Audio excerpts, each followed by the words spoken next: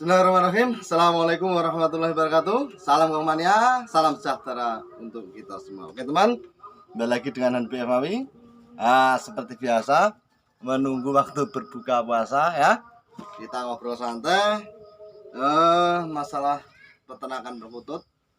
Seperti video-video yang lalu, fokus kita pembahasan kepada burung perkutut ya. Oke teman, di sini saya mau membicarakan apa yang saya sampaikan kepada teman kemarin, bahwa pembuatan kandang kenapa nggak boleh mepet ke tembok kan itu. Ini versi saya loh ya, ini versi saya dan ini pengalaman saya. Kalaupun ada peternak lain yang memakai sistem itu ya silahkan. Ini saya sekedar curhat masalah peternakan saya yang ukuran kandangnya 50 kali 60 kali 90 cm ya. Ini pertama kita membahas kandang yang mepet tembok. Sepengalaman saya, kandang yang mepet tembok itu akan rentan dengan napas, penyakit napas. Kenapa mas? Ini sering bertemu. Kalau orang itu dikatakan, mas ini karena kenapa begini? Ya ini karena ini. Masih tanya lagi, kenapa lagi mas? Gitu. Ini sama saja, mas. Ini akan kena sering perkutut yang kandangnya mepet tembok akan rentan kena penyakit nafas ya, akan rentan kena penyakit nafas. Ini solusinya, kalau memang kalau tempat sempit seperti saya ini, saya kan sudah sempit pinggir jalan pula, ini kasih sekat antara tembok dan kandang tersebut minimal 50 cm. Nah ini gunanya apa? Ketika ada angin hembusan itu kembalinya tidak begitu tajam ya, akan merosot naik ke atas. Ini akan sangat pengaruh.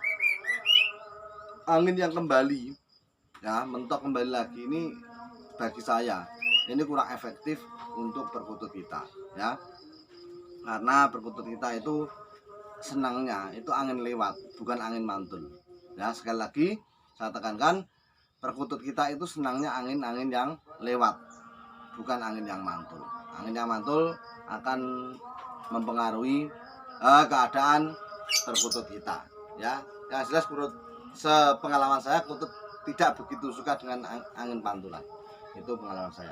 Akibatnya perkutut kita akan rentan kena penyakit nafas. Itu yang pertama. Yang kedua, kita akan membahas katurangan cendolo sabto ya. Perkutut katurangan cendolo sabto.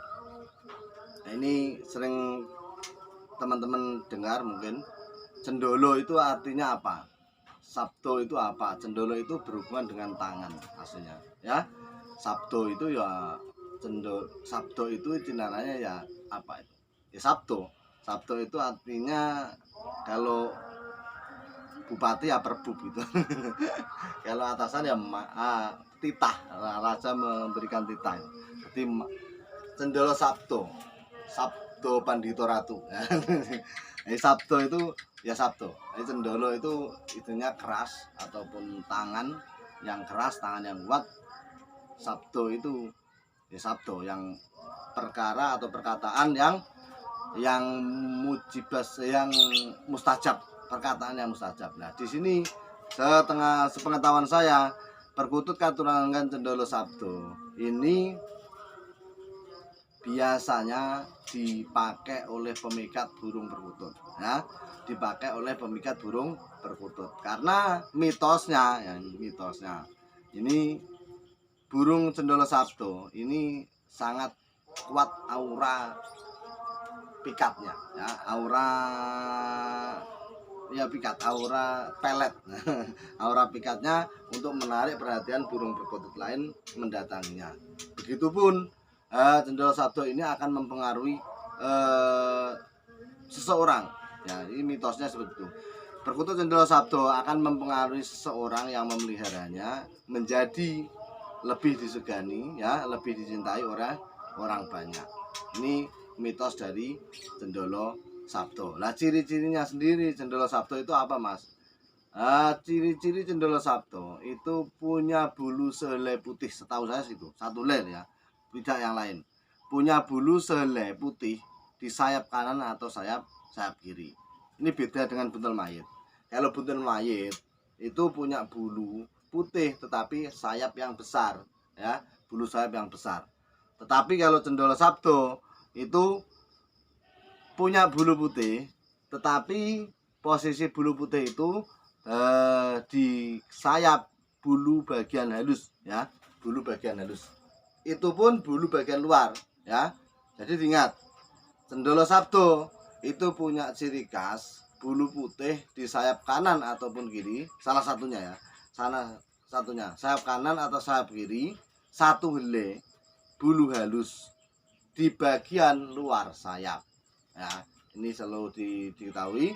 Jadi supaya tidak salah tangkap dalam memahami katurangan Cendolo Sabdo. Nah, adapun kalau ada lebih dari satu helai, itu ada yang mengatakan itu sudah tidak Cendolo Sabdo lagi, tetapi itu dinamakan perkutut bloro, ya. Sekali lagi, perkutut yang putihnya itu lebih dari satu itu sudah dinamakan perkutut bloro, ya. Ini perkutut Cendolo Sabdo, ya. Ingat. Terus lanjut, sebelum maghrib ini dihabiskan saja ngobrol perkutut Katurangan Satrio Kinayungan, ya. Satrio Kinayungan itu bagaimana, Mas? Perkutut sama saja yang mempunyai bulu selai putih di bagian kepala belakang. Jadi seperti di sini, ya. Ingat. Kalau perkutut Satrio Kinayungan itu putihnya di sini, satu helai. Ingat, satu helai di sini. Nah, di bagian kepala bagian belakang seperti mahkota. Kalau orang itu mahkota di sini yang belakang. Ada di sini, tengah sini. Tapi yang jelas tidak searah dengan mata. Istilah mata putih kan di samping, tidak seperti manusia di depan, di samping sini kan. Kalau ini bulu putihnya tidak di belakang, masih di belakang mata sini bagian belakang, itu namanya masih Satrio Kinayungan. Tetapi kalau sudah di bagian depan, entah itu di alis mata, ya, ataupun di bagian sini, karena kalau perkutut di atas ini sedang ada putihnya, ya, ataupun di atas ini, ataupun di pangkal paruh, itu namanya sudah tidak Satrio Kinayungan, ya. Katurangganya sudah tidak Satrio Kinayungan, tetapi katurangganya berubah jadi Satrio Wilis, ya. Satrio Wilis. Nah, sedangkan mitos dan lain-lainnya nggak mungkin saya bahas karena ini sudah mau maghrib.